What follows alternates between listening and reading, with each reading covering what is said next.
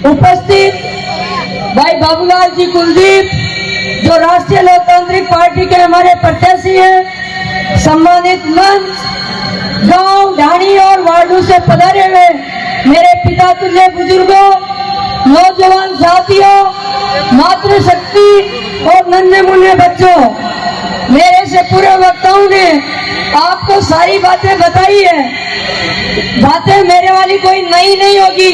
मैं तो आपको कुछ चीजें याद दिलाना चाहती हूँ कि जब उपचुनाव हुआ था तब मनोज मेघवाल को कांग्रेस से विधानसभा में भेजने की इस जनता जनार्दन ने काम किया था।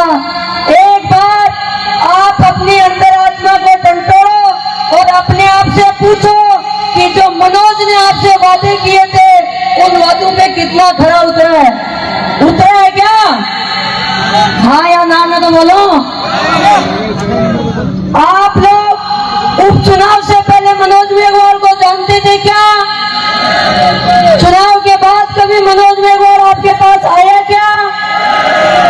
अब जो उपचुनाव के दरमियान गहलोत जी जो राजस्थान के सीएम थे और वो 3 बड़ी घोषणाएं करके गए थे।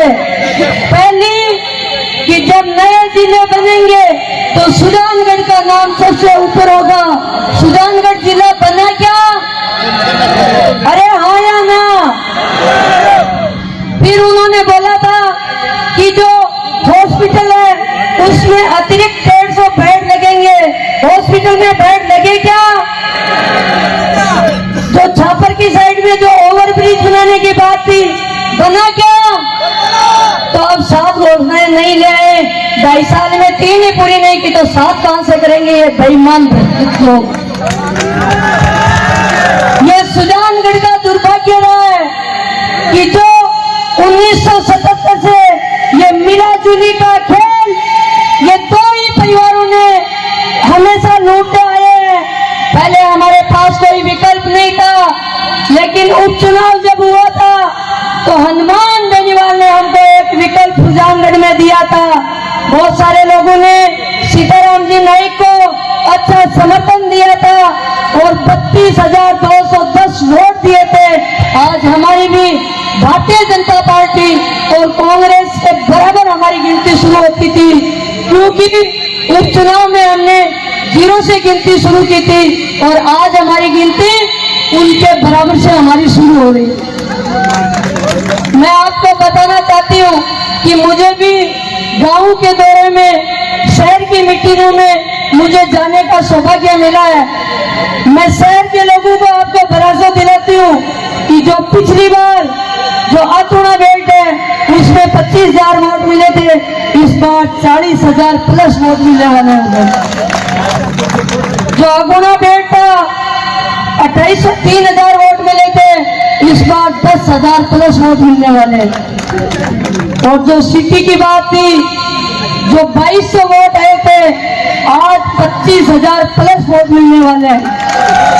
और ये तो मैं ये कह सकती हूँ कि जो 2.5 साल के अंदर आरएलपी का कार्यकर्ता जो रीढ़ की हड्डी की तरह जन जन तक पहुंचकर हनुमान बेनीवाल की विचारधारा को समझाया है और जिस तरह से आज जो हुजूम उमड़ा है, इसमें यह भी कह सकते हैं कि बाबूलाल जी का प्यार और प्रेम है और निष्ठा से 22 साल आप लोगों के साथ काम किया हुआ है। मैं इन बेईमान लोगों से कहना चाहती हूँ, आज जो संतोष मेघवाल ने असम के मुख्यमंत्री को बुलाया, स्मृति ईरानी को बुलाया, मैं इस मंच के माध्यम से पूछना चाहती हूँ कि वो क्या साबित करना चाह रही थी? अरे असम वाला अगर कुछ करता तो मणिपुर की बहनों को नग्न करके सड़कों पर दौड़ा रहे थे, तब मर गया था क्या? हमारे यहाँ पे आके क्या करने वाला है?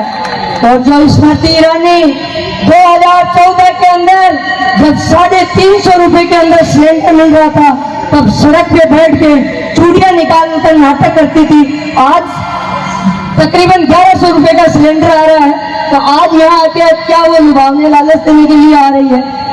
ये टीवी का सीरियल नहीं है, ये लोकतंत्र का पर्व है। सुजानगढ़ की जनता जान गई है, जाग गई है और भाई बाबूलाल जी का इस बार आशीर्वाद देगी। साथियों,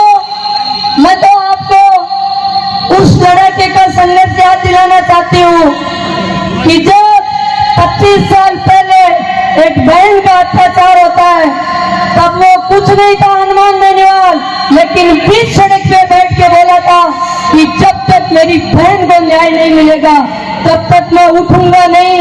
वही किया, सरकार ने उनको जेल में डालने का भी काम किया, लेकिन रात की 2 बजे जेल के ताले तोड़ के हनुमान बेनीवाल को बाहर निकालने के लिए मजबूर हो गई थी सरकारें।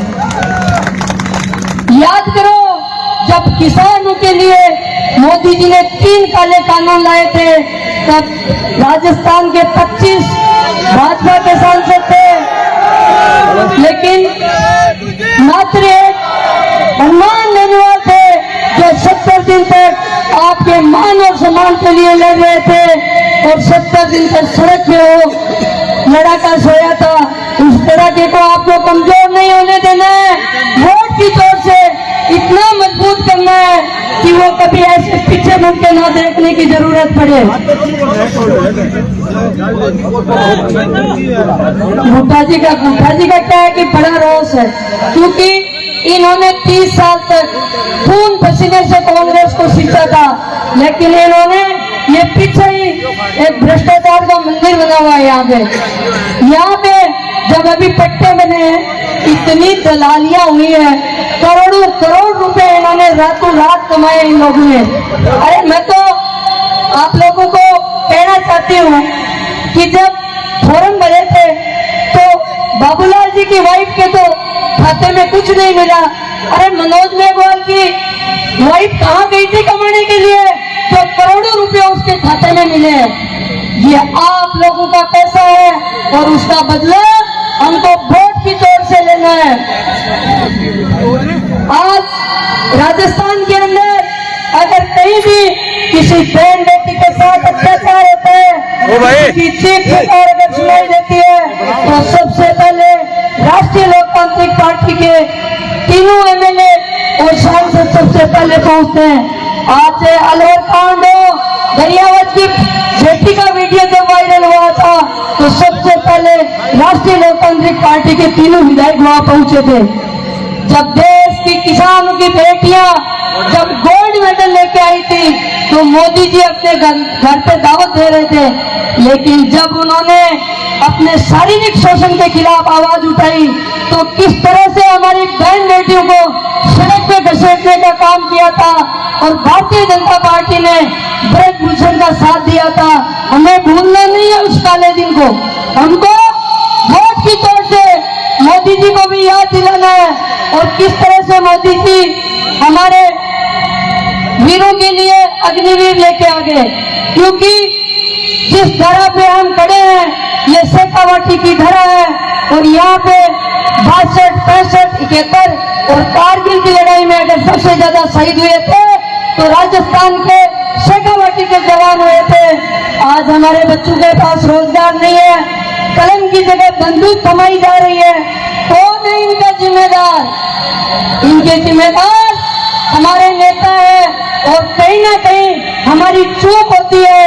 जब 10 सेकंड हम मशीन के पास जाते हैं तो हमें वो हाथ जो खूनी पंजा और जो सत्यानाशी का फूल आगे आ जाता है। इस बार हनुमान बेनीवाल ने हमको तीसरा विकल्प दिया है, बोतल का निशान।